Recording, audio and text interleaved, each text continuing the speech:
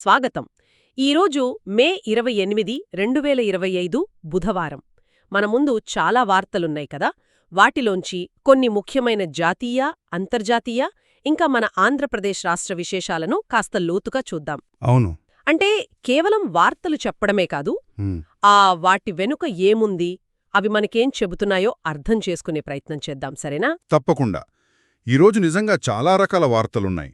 ఒకవైపు రాజకీయాలు, ఇంకోవైపు అభివృద్ధి మాటలు, హ్మ్. కొన్ని కలవరపరిచే విషయాలు కూడా ఉన్నాయి. ఆర్థిక నిర్ణయాలు. ఆ, వీటన్నిటినీ కలిపి చూస్తే ఒక పెద్ద చిత్రం కనిపిస్తోంది. అవును. ఇక్కడ ఆసక్తికరమైన విషయం ఏంటంటే, ఇవన్నీ వేరువేరుగా అనిపించినా మన సమాజం, ఆర్థిక వ్యవస్థ ఎక్కడుందో చూపిస్తున్నాయన్నమాట. సరే, ముందుగా ఆంధ్రప్రదేశ్ చూద్దాం. హ్మ్. టీడీపీ మహానాడు ముగిసింది కదా. అవును. చంద్రబాబు నాయుడు గారు మళ్లీ పార్టీ జాతీయ అధ్యక్షుడిగా ఏకగ్రీవంగా ఎన్నికయ్యారు. ముఖ్యంగా ఆయన పార్టీ అధ్యక్షుడిగా 30 ఏళ్లు పూర్తి చేసుకున్నారట. అది చాలా గమనార్హం.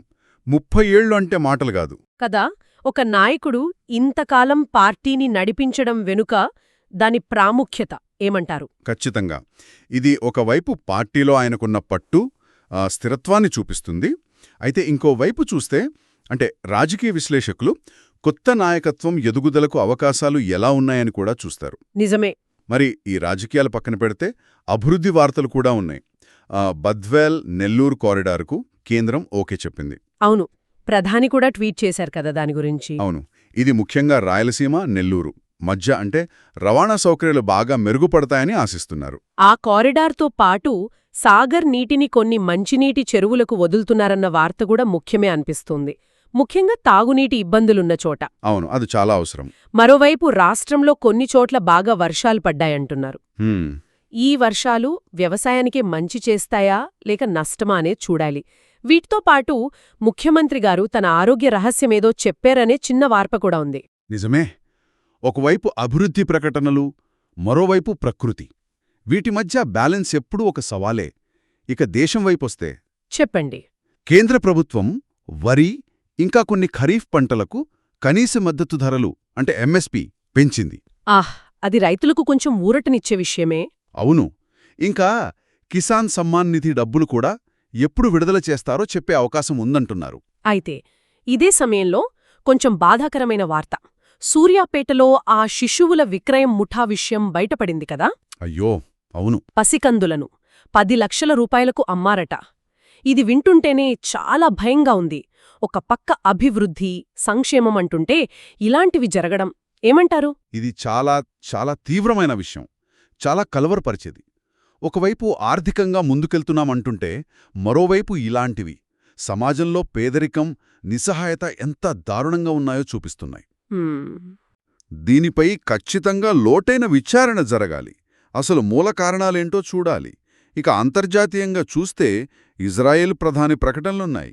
గాజాలో హమాస్ కీలక నేత మొహమ్మద్ సిన్వర్ను చంపేశామని ఇజ్రాయెల్ అంటోంది. అంటే అక్కడ ఉద్రిక్తతలు ఇంకా కొనసాగుతున్నాయన్నమాట. అవును, అదే పరిస్థితి. మరోవైపు మొనాకో లాంటి సంపన్నుల దేశాల గురించి కూడా వార్తలొచ్చాయి. ప్రపంచంలో ఆర్థిక అసమానతలు ఎలా ఉన్నాయో గుర్తు చేస్తున్నాయి. ఆర్థిక రంగంలో కూడా కొన్ని ముఖ్యమైన విషయాలు జరిగాయి కదా. జరిగాయి. టీసీఎస్ సీఈఓ కృతివాసన్ గారి జీతం దాదాపు 26 కోట్లకు పైగా ఉందనే వార్తొచ్చింది. ఇది కార్పొరేట్ జీతాల గురించి మళ్లీ చర్చ మొదలుపెట్టింది. అవునా? ఇంకోవైపు ఇండస్ ఇన్ బ్యాంక్ మాజీ సీఈఓ సుమంత్ కత్పాలియా గారిపై సెబీ చర్యలు తీసుకుంది. ఇన్సైడర్ ట్రేడింగ్ ఆరోపణలతో ఆయన్ని సెక్యూరిటీస్ మార్కెట్ నుంచి నిషేధించింది. ఓ, అంటే ఇది మార్కెట్లో నియంత్రణ సంస్థల పాత్ర, పారదర్శకత ఎంత అవసరమో నొక్కి చెబుతోంది. అంటే మొత్తంగా ఈరోజు వార్తలన్నీ చూస్తే ఒకవైపు రాజకీయ సంబరాలు, అభివృద్ధి కబుర్లు, మహానాడు, కారిడార్, ఎంఎస్పి లాంటివి. అవును. మరోవైపు చాలా సీరియస్ సామాజిక సమస్యలు, ఆ శిశువుల అమ్మకం లాంటివి, అంతర్జాతీయ ఉద్రిక్తతలు, ఆర్థిక రంగంలో హెచ్చుతగ్గులు అన్నీ ఒకేసారి కనిపిస్తున్నాయి. సరిగ్గా చెప్పారు. ఈ వార్తలన్నీ కలిపి చూస్తే ఒక సంక్లిష్టమైన చిత్రం కనిపిస్తుంది. రాజకీయ ప్రకటనలో అభివృద్ధి పథకాలు ఎంత ముఖ్యమో, సమాజంలో అట్టడుగున ఉన్నవారి సమస్యలు తీర్చడం, ఆర్థిక నేరాలను ఆపడం కూడా అంతే ముఖ్యం. నిజమే. అంటే అభివృద్ధి ఫలాలు అందరికీ అందుతున్నాయా? రాజకీయ, ఆర్థిక వ్యవస్థలు సామాన్య ప్రజల జీవితాలను ఎంతవరకు మెరుగుపరుస్తున్నాయి? ఇలాంటి ప్రశ్నలు వస్తున్నాయి.